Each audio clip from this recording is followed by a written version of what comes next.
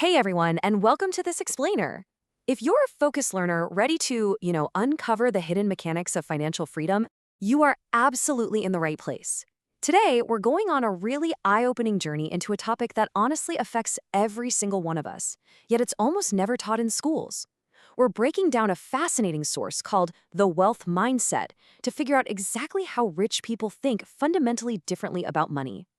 So let's just kick things right off with a direct question. Picture this. Two people are each handed 1 million naira. The first person immediately goes out and blows most of it on designer clothes, the absolute newest gadgets, and just general entertainment. But the second person, they play it completely differently. They use part of it for basics, sure, but they save some, they invest some, and they even use a little bit to kickstart a small business. Fast forward 5 years, and their financial realities are worlds apart. Why? Well, because the difference actually isn't the money at all, it's the mindset. Money is really just a magnifying glass. It amplifies your thinking. If your thinking is poor, throwing more money at it just creates way bigger problems. But if your thinking is wise, more money creates incredible, massive opportunities. The wealthy understand a really profound truth here. Wealth begins in the mind, way, way before it ever shows up in a bank account. Okay, let's dive right into our roadmap for today. We're looking at 6 key steps to shift from a consumer mindset to an investor mindset. The wealth illusion, assets versus liabilities, the wealth formula, thinking like an investor, wealth in the digital age, and finally, your personal wealth plan. Starting right off with section 1, the wealth illusion, breaking the rich versus wealthy paradox. There is an incredibly clear line drawn here between appearance and reality. Being rich is usually just about having a high income. But honestly, that comes with a massive trap. You're totally dependent on that next paycheck, and you're super vulnerable to lifestyle inflation. Where the second you get a raise, your spending immediately shoots right up to match it. Being wealthy, on the flip side, is about what you actually own. It's about possessing income-producing assets that give you rock-solid financial resilience and, frankly, true time freedom. Basically, being rich is about how much money hits your hands. Being wealthy is about what happens to that money after it lands. Which brings us to this absolute game changer of a takeaway. Rich people earn money. Wealthy people make money work for them. True wealth? It's usually pretty quiet. It's built on owning things, not on trying to look super successful to your neighbors.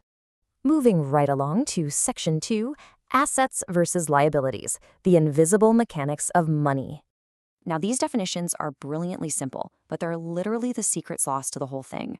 An asset is simply something that puts money into your pocket, period. Think profitable businesses, rental properties, stocks, or intellectual property. They're like these amazing little employees that never ever sleep, just constantly generating income for you while you're literally resting. A liability, on the other hand, that's something that actively takes money out of your pocket. We're talking consumer debt, those subscriptions you forgot to cancel, or a luxury car you financed before you were actually financially secure. Those things are just constantly eating away at your resources. And you can really see this play out in everyday life. Look at the typical consumer pattern. Money comes in, it immediately goes out to fund a certain lifestyle, and then they try to, scrape by and save whatever leftovers happen to be there. But the wealth builder completely flips that script. They get their income and their absolute first priority is acquiring assets. It's only after they've built up those money-making assets that they upgrade their lifestyle. So we really have to stop and ask ourselves, why on earth do high earners still go bankrupt? I mean, we see it all the time, right? Pro athletes or massive celebrities making absolute millions and then somehow losing the whole shebang.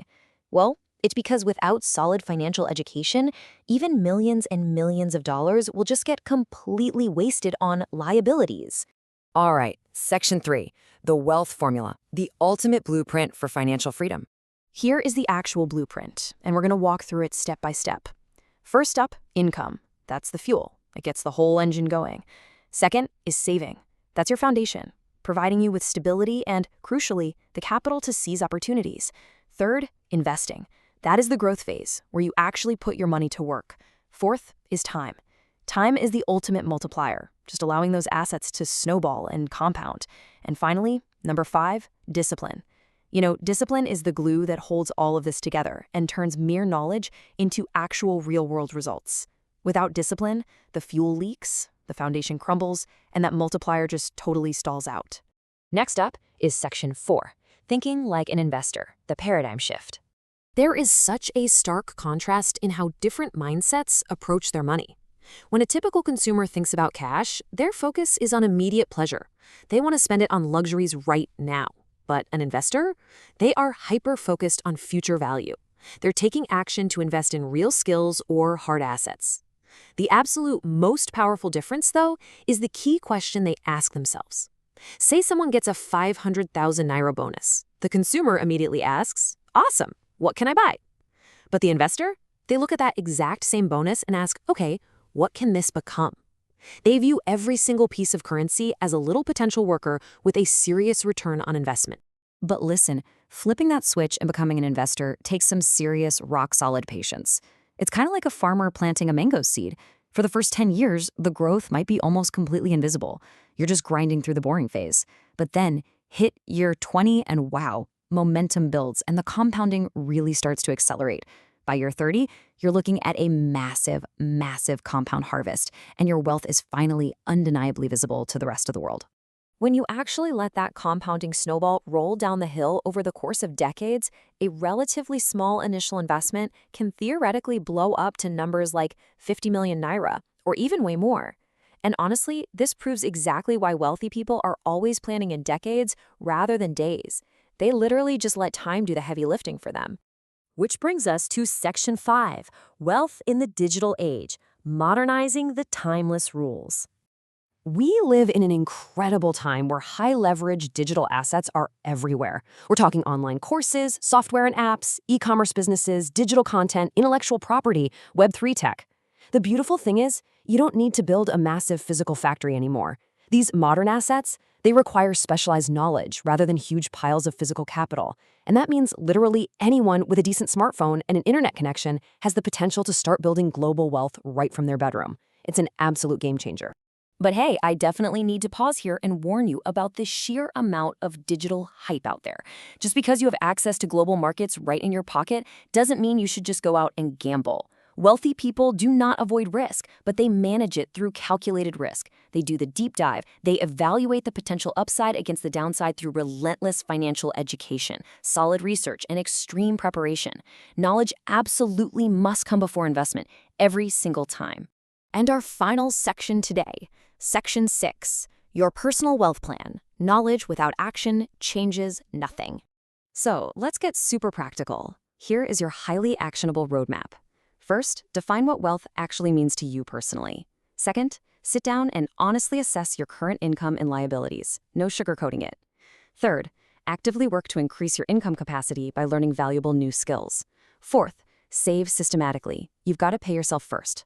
Fifth, make acquiring assets a continuous, non-negotiable habit. And lastly, number 6, commit to lifelong learning, because let's face it, the economy is never going to stop changing.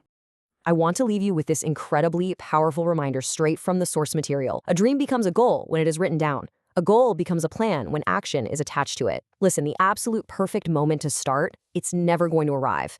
You're never going to magically wake up with a ton of extra free time or flawless financial conditions. You just have to start exactly where you are right today. So, to wrap up this explainer, I really want to leave you with a direct, slightly provocative question. What is one digital asset that you can start building today to literally buy your future freedom? Seriously, don't just ponder it for a second and scroll away. Write it down, map out a plan, and take that very first step right now. Thanks so much for joining me on this explainer, and keep building that wealth mindset.